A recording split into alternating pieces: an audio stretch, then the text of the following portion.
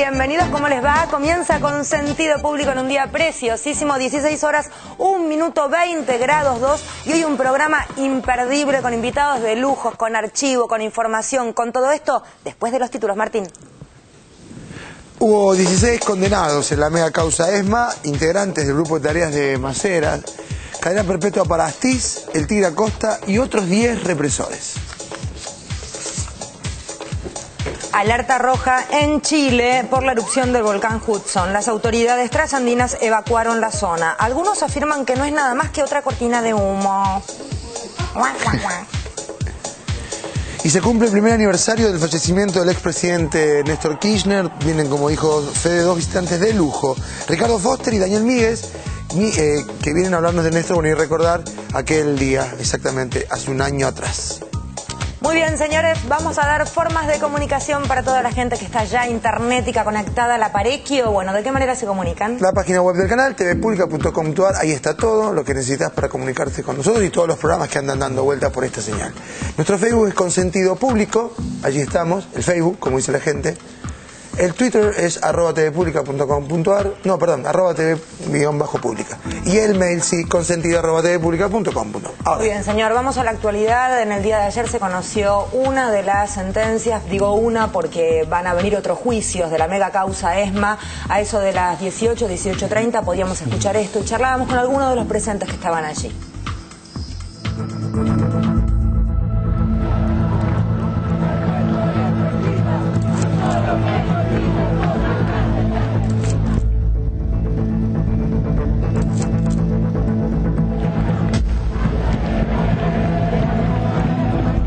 Condenando a Antonio Pernías de las demás condiciones personales obrantes en el exordio a la pena de prisión perpetua, inhabilitación absoluta y perpetua, accesorias legales y costas, por considerarlo coautor penalmente responsable, en orden al delito de privación ilegítima de la libertad, doblemente agravado por su carácter de funcionario público y por haber sido cometida con violencia. Condenando a Jorge Eduardo Acosta, de las demás condiciones personales obrantes en el exordio, a la pena de prisión perpetua, inhabilitación absoluta y perpetua, accesorias legales y costas, por considerarlo coautor penalmente responsable, en orden al delito de privación ilegítima de la libertad, doblemente agravado por su carácter de funcionario público y por haber sido cometida con violencia. Condenando a Alfredo Ignacio Astiz, de las demás condiciones personales obrantes en el exordio, a la pena de prisión perpetua, inhabilitación absoluta y perpetua, accesorias legales y costas, por considerarlo coautor penalmente responsable, en orden al delito de privación ilegítima de la libertad, doblemente agravado, por su carácter de funcionario público y por haber sido cometida con violencia.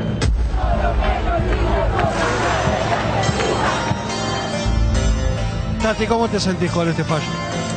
Reconfortada, realmente feliz por esta justicia legal que les estamos dando. Jamás justicia por mano propia, es lo que realmente nunca jamás ni la tomamos ni la vamos a hacer. Seguiremos por más juicio, vamos por más.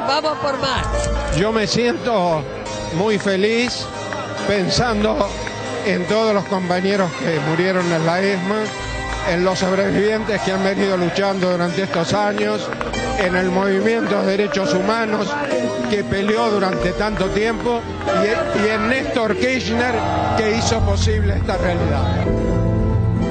Ricardo Luis Farías, Germán Andrés Castelli, ante mí, Mariano R. Carcione, secretario. Señores, el juicio ha terminado. Bueno, y allí veíamos momentos de todo tipo. Por una parte, yo no puedo evitar el enojo cuando veo la actitud de Astiz. Estuvo desafiando durante todo el juicio, estuvo diciendo que era un perseguido político. Y ese gesto final de, no sé si limpiaba la escarapela, la acariciaba.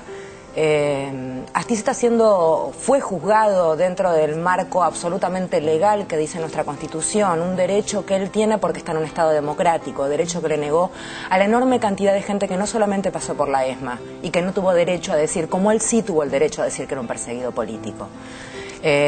Por otra parte, la alegría de Tati, que es la alegría de esperar más de 30 años justicia, y es la alegría de reivindicar que nunca se hizo justicia por mano propia, cuando los represores estaban en la calle, cuando este señor Astiz podía ir a tomar un café al bar que quería, desafiando a todo el mundo. Todos los que pedíamos justicia por las vías que corresponde, sin nunca tener una actitud agresiva, simplemente esperando. Y pasaron más de 30 años y hoy podemos decir que tenemos justicia. Mariana.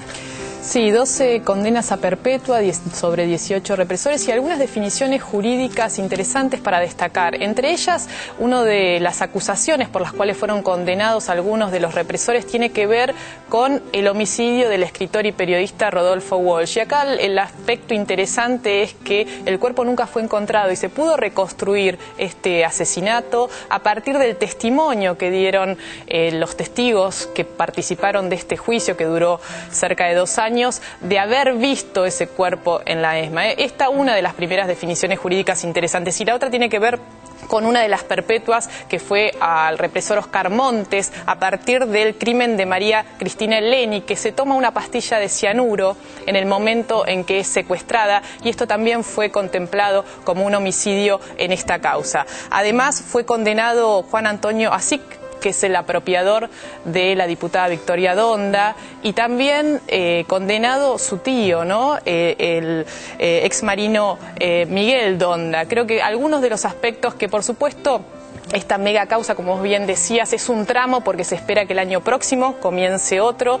Es uno de los centros clandestinos de detención emblemáticos de la historia de la dictadura por la cantidad de detenidos que pasaron. Cerca de 5.000 detenidos desaparecidos, y por la característica esta que unos 200 pudieron sobrevivir y contar las atrocidades que allí pasaron y que contribuyeron, por supuesto, a este tramo a dar justicia.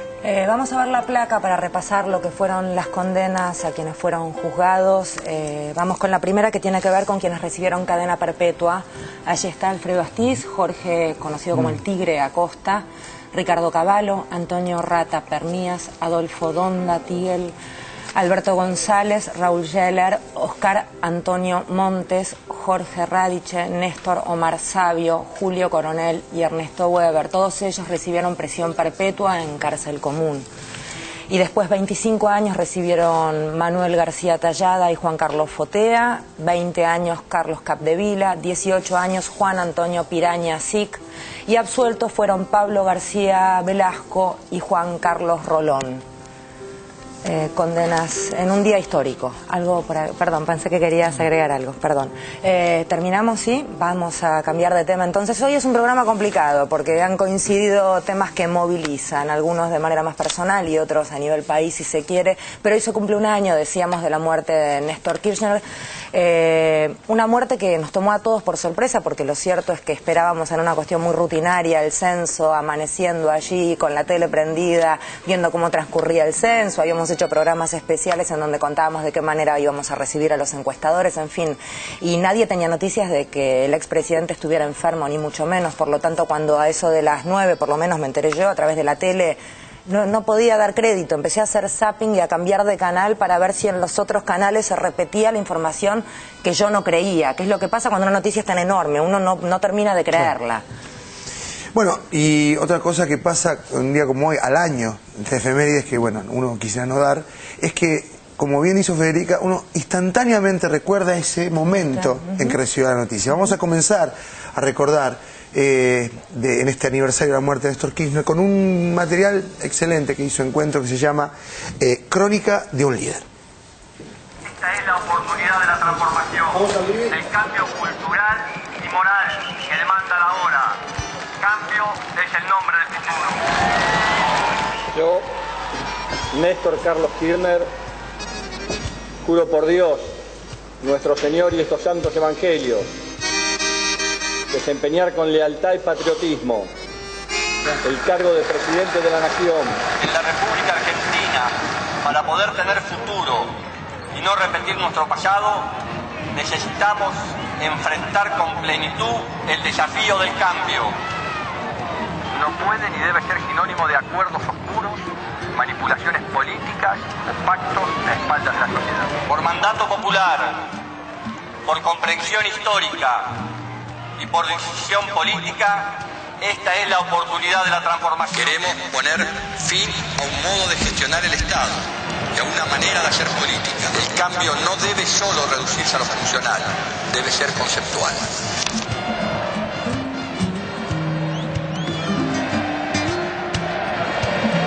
Y hablemos claro, no es rencor ni odio lo que nos guía y me guía, es justicia y lucha contra la impunidad.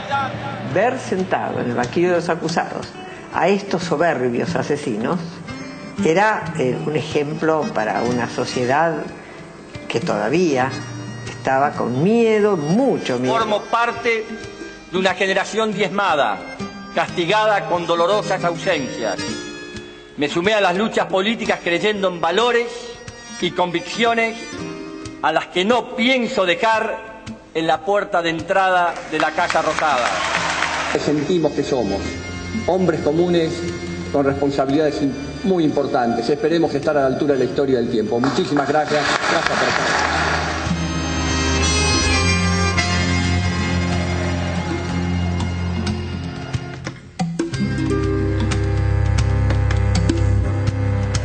As relações entre Argentina e Brasil vivem um momento extraordinário. No se trata solo de decirle no al ALCA, se trata de plantear y construir la propuesta alternativa, el camino alternativo. De la propuesta de un modelo argentino de producción, trabajo y crecimiento sustentable, llama al conjunto social para sumar, no para dividir, para avanzar, no para retroceder. En síntesis, para ayudarnos mutuamente.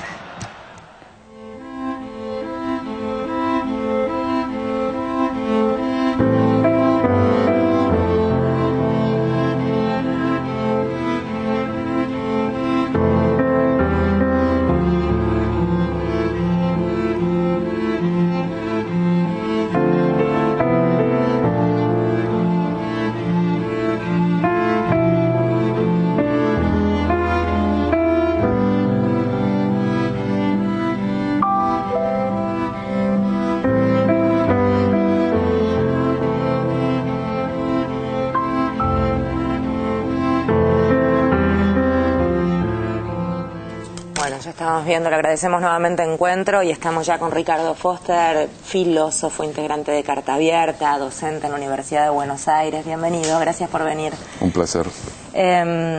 No sé si escuchabas la sensación esta de incredulidad que se da cuando alguien no espera algo que viene como de repente. ¿Por qué sentís que para... Bueno, cuando uno ve la cantidad de compilado de cosas que este hombre hizo, uno entiende también el porqué del cimbronazo, pero digo, sí, desde el lugar tuyo, que es una cuestión como más pensante, filosófica, reflexiva. Fíjate que Néstor llegó inesperadamente y se fue inesperadamente, porque cuando llega a la presidencia, llega por una fisura en un bloque, aprovecha esa fisura y por el azar. Siempre recuerdo que podía haber sido Reutemann, podía haber sido de la Sota, podía haber habido una segunda vuelta entre Menem y López Murphy. Y él llega y se manda ese discurso el 25 de mayo, que es un discurso extraordinario, que nos conmueve, pero que claro, hacía falta que después del discurso viniese la acción. Y cuando uno trata de recopilar, la verdad que es tanto y tocó todo. Tocó derechos humanos, tocó la problemática social, la económica, instaló a la Argentina, yo digo, por primera vez en Sudamérica, fijó una alianza estratégica con el Brasil, rompió el núcleo de la deuda externa, nos sacó del Fondo Monetario. Y cuando uno compara, ¿no?, la Argentina previa al 2003 y la Argentina que hoy estamos viviendo, da vértigo ver de qué modo se ha transformado un país, ¿no? Te propongo ver un fragmento del discurso al que hacías referencia recién, ¿no?, para entender un poquito más y recordar, seguramente ayuda a recordar. Que en la República Argentina, para poder tener futuro y no repetir nuestro pasado, necesitamos enfrentar con plenitud el desafío del cambio.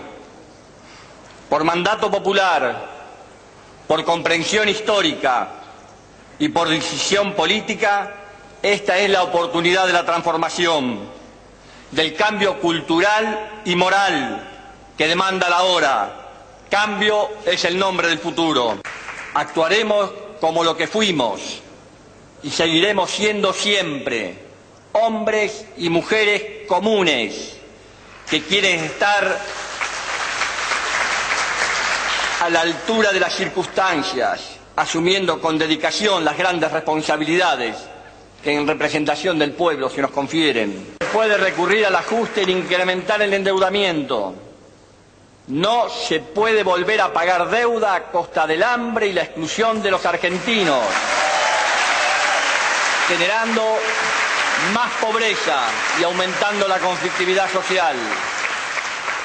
La inviabilidad de ese viejo modelo puede ser advertida hasta por los propios acreedores, que tienen que entender que solo podrán cobrar si a la Argentina le va bien.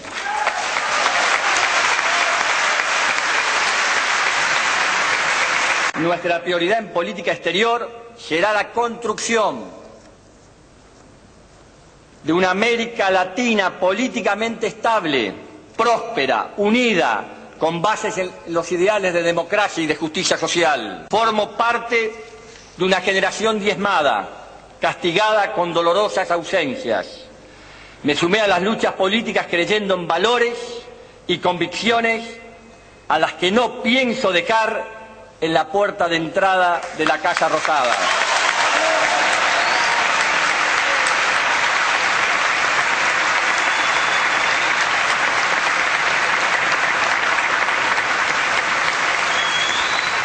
No creo en el axioma de que cuando se gobierna se cambia convicción por pragmatismo. Eso constituye en verdad un ejercicio de hipocresía y cinismo. Soñé toda mi vida que nuestro país se podía cambiar para bien. No he pedido ni solicitaré cheques en blanco. Vengo en cambio a proponerles un sueño: reconstruir nuestra propia identidad como pueblo y como nación. Quiero una Argentina unida, quiero una Argentina normal, quiero que seamos un país serio, pero además quiero un país más justo. Anhelo que por estos caminos se levante a la faz de la tierra una nueva y gloriosa nación, la nuestra. Muchas gracias. ¡Viva la patria! No, y decíamos, lo increíble es que cumplió todo lo que dijo en ese discurso, que uno no está acostumbrado a que cumplan todo. ¿Cuándo vos pensaste, Ricardo, que lo que decía, lo que escuchabas realmente iban a demostrar que Kirchner realmente traía algo nuevo? Porque una cosa eran las palabras, lo que decía Fede, sí, ¿no? Que estábamos acostumbrados a escuchar discursos, y otra cosa empezar a pensar que realmente venía algo distinto. Sobre todo cuando se lanzó toda una transformación en relación a la política de derechos humanos. Para mi generación, y después de lo que había sucedido con las leyes de impunidad y los indultos, parecía que esa era una historia saldada, clausurada. Cuando aparecieron las señales de volver a juntar memoria, verdad, justicia, cuando los movimientos de derechos humanos se sintieron convocados, y cuando comenzó a reformularse también lo que después iba a ser la reconstrucción de la Corte Suprema, y ese camino desembocó en lo que ayer fue un día emblemático. Esta semana fue tremenda. Si Néstor Kirchner pudiese mirar esta escena del domingo y la escena de ayer, yo creo que la felicidad sería absoluta en su mirada. El triunfo del domingo y ayer la causa emblemática de la ESMA, el centro de terrorismo de Estado y los genocidas juzgados. Creo que en el comienzo de su gobierno estuvo claramente ese rumbo: reparar daño social tremendo. Los más pobres de la Argentina estaban en una situación espantosa, saber que ahí había que hacer algo fundamental y rápido, y por supuesto reparar memoria, ¿no? Y ahí creó futuro. Hay un aspecto que estamos mencionando, el tema del político inesperado. Y yo creo, o te pregunto, mejor dicho, que esa situación, esa característica hizo que con su voluntad política poder avanzar, porque nadie lo esperaba. Nadie esperaba que cumpla con lo que, por ejemplo, en este discurso que es fundante del kirchnerismo. Sí, porque la década de los 90 había clausurado la relación entre política y transformación. La década de los 90 fue la década del neoliberalismo, de los gerentes, de la administración, entre comillas, y la política era una palabra degradada. Que viniese alguien a hablar en nombre de una generación, a la que le agregaba una generación diezmada, que era portadora de sueños que no se pudieron realizar, y que ese discurso potente, pero que era un discurso, le metiese voluntad, coraje, decisión. La verdad que era un rara avis de la historia argentina, una casualidad, y todos nos quedamos ahí mirando. Y la verdad que también hay algo que tiene que ver con la personalidad en la historia, ¿no? Cuando él dice somos hombres comunes, con responsabilidades extraordinarias. La la verdad que fue un tipo excepcional, ¿no? Porque mirando hacia atrás y recuperando la travesía de esos años y de lo que ha seguido sucediendo en la Argentina, yo no recuerdo, desde que tengo uso de la razón política, al menos desde el 72, 73 en adelante, un periodo de transformaciones tan profundas y tan decisivas para la sociedad, y sobre todo en términos de la idea de una reparación y de una reconstrucción de una patria con justicia, ¿no? Eso me parece que es el legado de Néstor, y también la insolencia. Un tipo audaz, insolente, un atrevido, rompió los códigos, se saltó todas las vallas, y creo que eso tocó mucho a los jóvenes, ¿no? Tenemos que hacer una pausa, Ricardo se queda, tenemos más invitados en el programa, así que no te vayas, ya venimos.